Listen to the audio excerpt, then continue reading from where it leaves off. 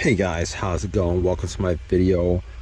Alright, so I just want to give you guys a little update on the issue that I had with my car a couple days ago. So I had no issues at all with this car since I bought it. And we're talking about maybe like for the last 2 years, no issues whatsoever. I had to change the battery at one point, but that was it. Outside of that, normal upkeep. I changed the brakes, I changed the oil. Outside of that, no issues. Until a couple days ago, I drove it normally for the whole entire day, right? No problems whatsoever. Went and pretty much did shopping, did my usual thing, and parked it at a McDonald's. Went and got a couple of things, and when I came back out and tried to start it, which is like, took me about 15 minutes to order that all that stuff and try to start it, and nothing. It wouldn't start at all. So I was thinking to myself, okay, maybe it's something that I could fix on the spot. So I turned on the headlights just to see how bright the headlights were. And the headlights were pretty bright. So at that point, I assumed it's probably not the battery. It would crank. It's a strong crank. It wasn't a weak crank, it was a strong crank, but it wouldn't turn over, it wouldn't run. So I was thinking to myself, that's kind of odd, because it came out of nowhere. It wasn't like it was an issue that I had previously, an instance of an issue I had previously and just got progressively worse. Wasn't that kind of situation. It just out of the blue, it was a crank no start problem. So I was thinking to myself, okay, I did change the battery. Let's see, maybe it's the battery that's causing it for whatever reason. Everything worked, the headlights worked, it cranked. It wasn't even a soft crank, it was a strong crank. Strong cranks.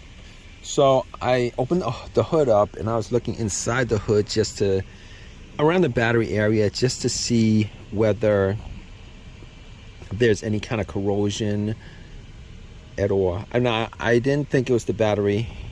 100% did not think it was the battery, but I checked it anyway, just to see whether there's any kind of corrosion. There was no corrosion. It was clean. It was tight.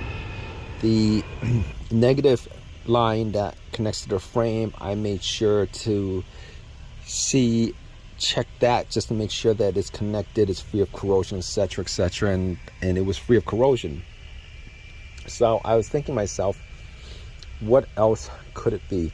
Now, I didn't remember, I'm pretty sure there was not a check engine light previous to that. There was not a check engine light. And I have one of these OBD2 readers that I bought for $19 at Walmart. Plugged it in just to see whether there was a code for anything at all. Ran it ran through everything. There was no codes. All the monitors were good, clear. So I was thinking to myself, all right, so good thing, because it's probably nothing having to do with any of the sensors, and there's a lot of them, any of the sensors that's connected to the car that could be causing it. Crankshaft, camshaft, mass shaft flow sensor, whatever you have.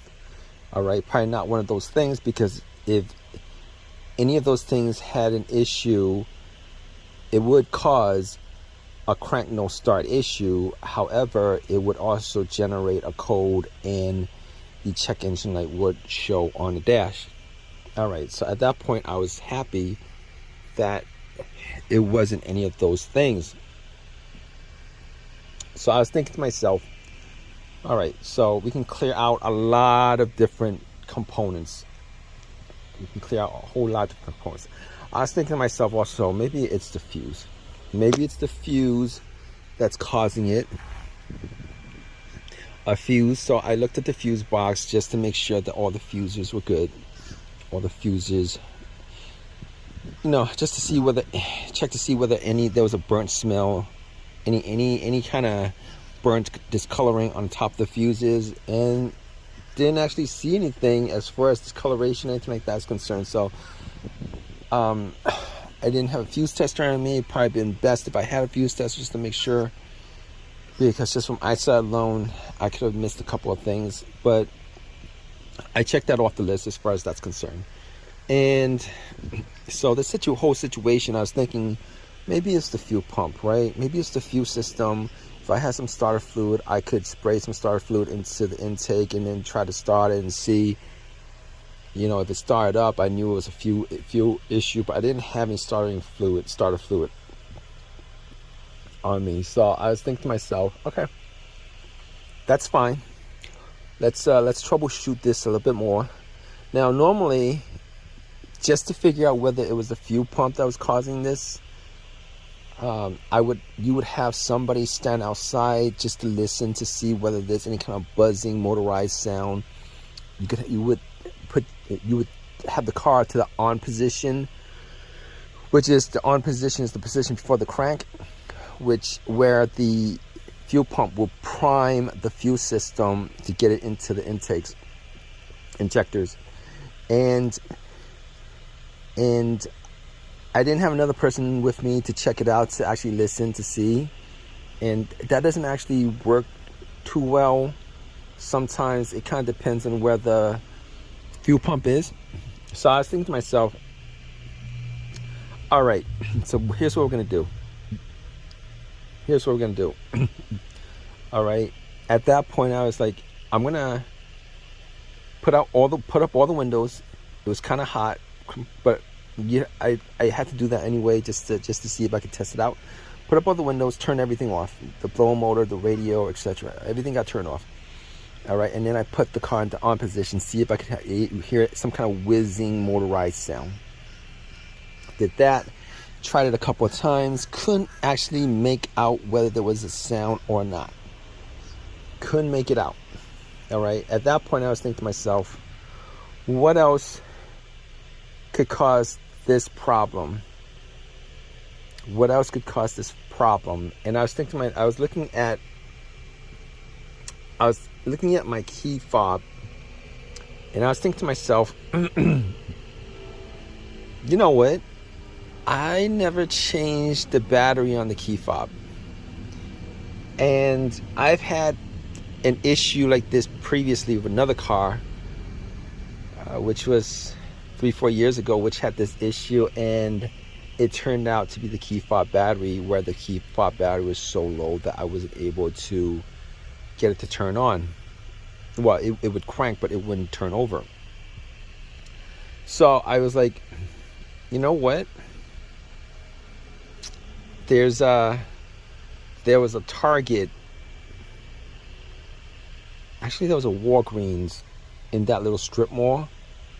So I took the battery out of the remote, went to a Walgreens, got a battery, popped it in, and I was crossing my fingers on this because this is the easiest fix.